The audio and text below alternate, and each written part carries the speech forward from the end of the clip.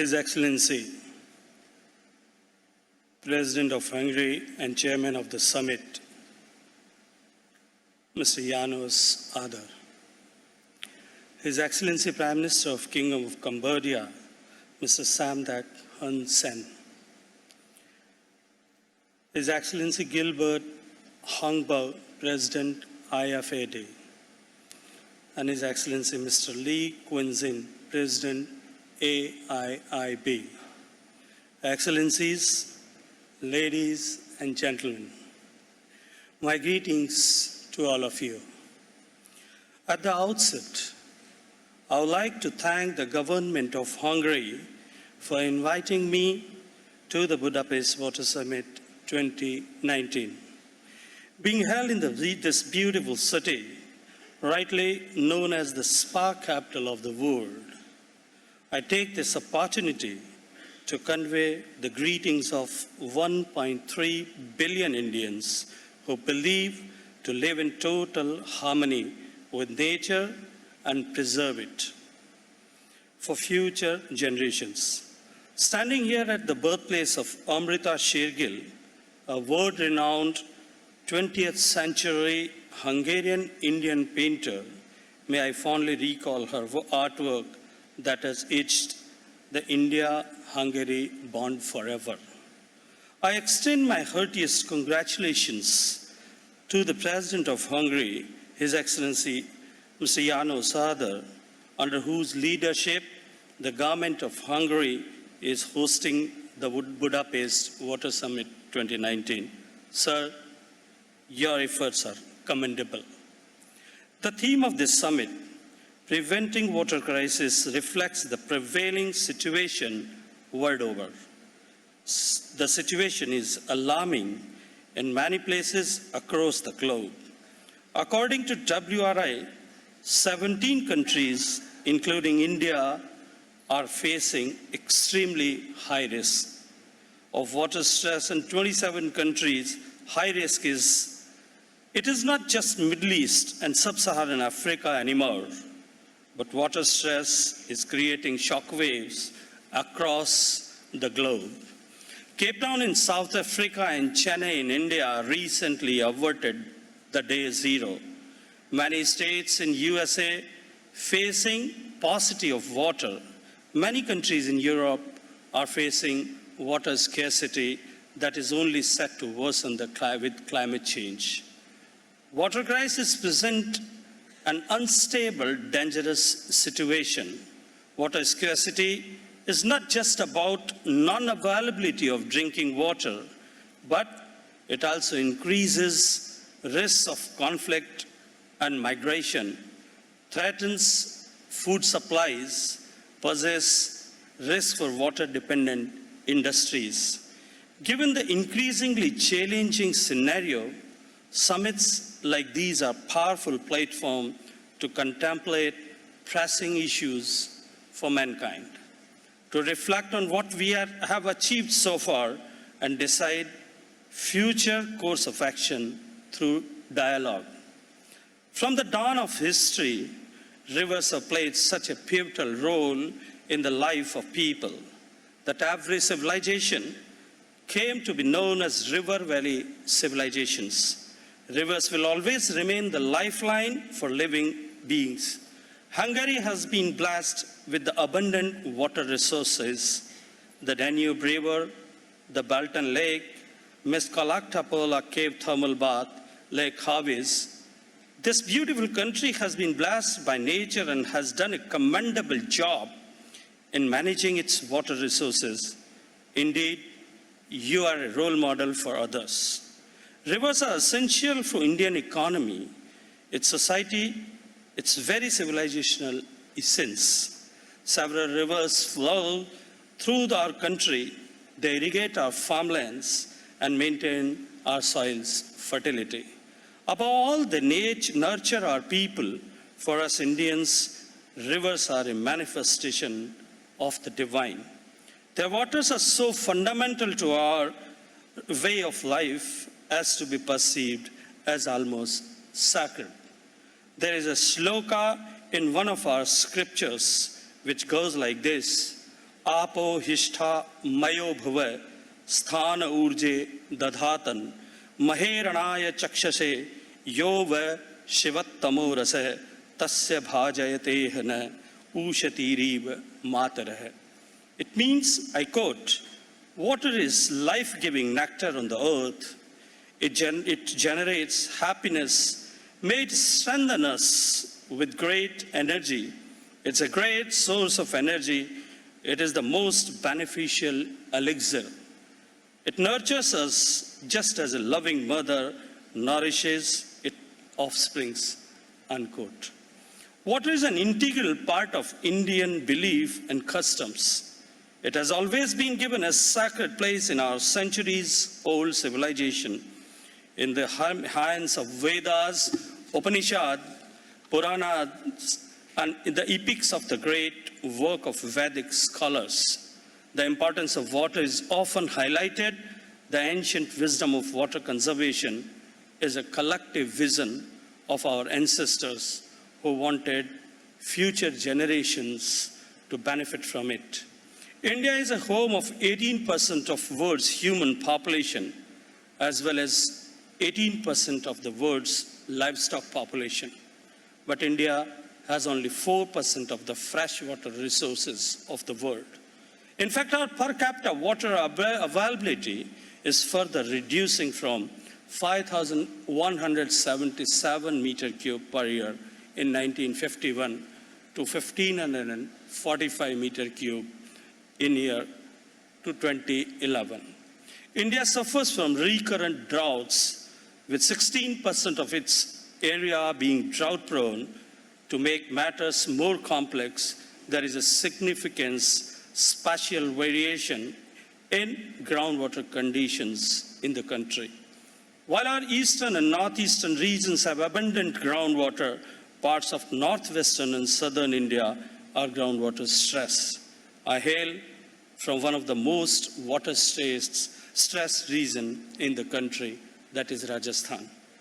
Being the second largest population country with diverse climatic regions, and in view of these challenges, the Prime Minister of India, Mr. Narendra Modi, has now put India's water security at the center of our government's developmental agenda. The first concrete step taken in this direction by the government of India has been the constitution of a new integrated Ministry of Water Resources and Supply, the Ministry of Jal Shakti, of which I have had the privilege to being appointed as the first minister. The Prime Minister, reaching out to all fellow citizens and village heads, has called for a national movement on water conservation, especially to capture the rainwater that India is blessed with. It's a bottom-up approach. The mission called Jal Shakti Abhiyan is a collaborative effort of the central and state governments to accelerate progress on water conservation activities in the most water-stressed blocks and districts of India. Under this campaign, over 1,000 senior civil servants and experts have joined the states to promote focused interventions for rainwater harvesting and conservation, including the restoration and renovation of traditional water bodies at grassroots through mass community awareness and ownership campaigns. This shows the seriousness of the government to make water everyone's business. Many of our provinces have also scripted success stories in water conservation. Maharashtra's Jal Yukt Shivir, Rajasthan's Mukhyamantri Jal Swavlamban Abhiyan, and Gujarat's initiative to have a single water grid connecting 14,000 villages and 145 towns and desilting of water bodies to increase their capacity have proved to be the trailblazers. It has been and will be our endeavor to partner and work together with provincial governments, municipal and village governments, NGOs, and local communities to design, implement, and advance simple and practicable solutions to water problems. India's diversity presents unique challenges. While 16% of India is drought-prone and 13% of country is flood-prone. On the other hand, climate change has worsened the situation and has affected the pattern of the monsoons. It is observed that most of the rainfall during the monsoon season is increasingly occurring in a limited number of days. This is expected to further aggravate spatial and temporal variability of rainfall of water availability in the country. We have adopted a judicious mix of structural and non-structural measures through community consultation and participation for managing floods. Our emphasis is on the bottom-up approach, learning, empowering communities, and working with local communities. The engagement of local community with its water resources and resources is the key success in the entire gamut of water management issues. We are working on the largest and most comprehensive river rejuvenation mission for the entire basin of Holy River Ganges, which constitutes 28% of India's water resources and almost 43% of country's population depends on its water. The National Mission for Clean Ganga will ensure that the flow of Ganga continues and unpolluted, aviral and nirmal. On similar lines, the government have also planned to clean up rivers such as Kaveri, Periyar, Narmada, Yamuna, Mahanadi, and Godavari. Presently, about 18% of rural Indians' households have piped water supply in their home, and 56% of rural population have access to pipe water supply through public standposts. The Jal Jeevan Mission, as announced by the Prime Minister Modi of India, plans to ensure piped water supply to all households by 2024. As we all know, under United Nations Sustainable Development Goals, it is to be achieved by 2030. The mission will focus on decentralized water management with the community taking the lead. Each village water supply scheme will have mandatory components of source sustainability, grey water recycle and reuse, and water conservation embedded in the planning and design process itself.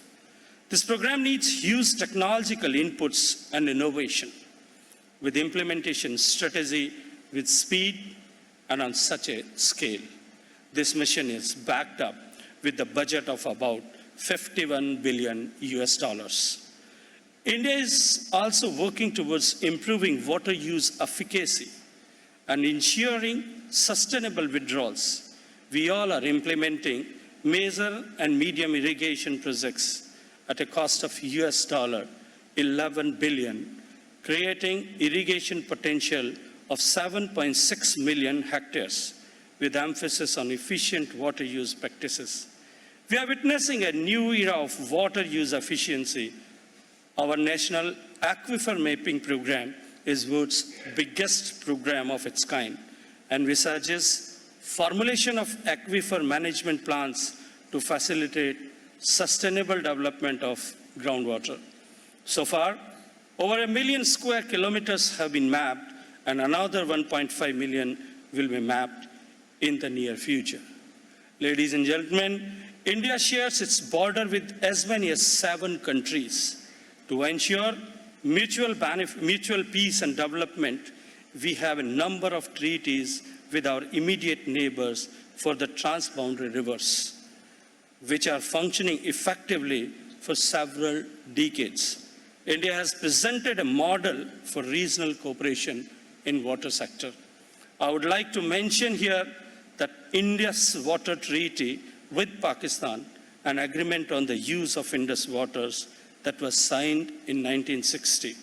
The government of India also has MOU with China for sharing of hydrological information on the Brahmaputra and Satluj rivers. Apart from that, a treaty has also been signed in 1996 with Nepal for the integrated water development of the Mahakali River. With Bangladesh, a Ganga water sharing treaty was also reached in 1996. It shows the deep-rooted commitment of India for the water cooperation. India is taking up its water conservation and management issues in comprehensive mission mode, involving all stakeholders. We took up our national sanitation program with similar approach from 2014 to 2019 under the Swachh Bharat mission. India's sanitation coverage has increased from about 39% to almost 100% in the last 5 years. 600 million people have stopped defecating in the open and have made India open defecation free. This astronomical feat has been achieved by making sanitation a people's movement. An unprecedented behavioral change against the United Nations SDG target to provide toilets to each household by 2030, we have achieved this milestone in 2019 itself. Ladies and gentlemen, on 2nd October this year, whole world celebrated our father of nation, Mahatma Gandhi's 150th birthday. Gandhiji is well known for his preaching and practicing of peaceful coexistence and non-violence. But through his life, Mahatma Gandhi also taught us how to respect nature and use natural resources as a trustee. We follow up the path shown by Gandhiji and contributing in finding solutions to pressing issues the world faces today, like climate change, sanitation, poverty elimination, preserving nature and natural resources for future generations. We all are here since we believe in Vasudhaiv Kutumbakam, which means whole world is one family. Before I conclude, I must say that each and every one of you present here is concerned about emerging water crisis. We come from different parts of the world, but we work to achieve the same goal. I call upon all nations, international organizations, and individuals to join hands to solve the problems related to water in different parts of the world. I'm sure that the sessions which are going to be held during this summit will present economical, scientific, and technological solutions to prevent water crisis and significantly contribute to galvanizing the world community to work collectively. Let us innovate together, deflect a little from the routine and conventional thinking, and help each other out of fight against all odds. Powered by synergy, 1 + 1 becomes 11. Let us come together to create a synergy for saving water, thereby saving life, and in turn, saving our planet. Here, I extend commitment of India for preventing the global crisis of water. Thank you.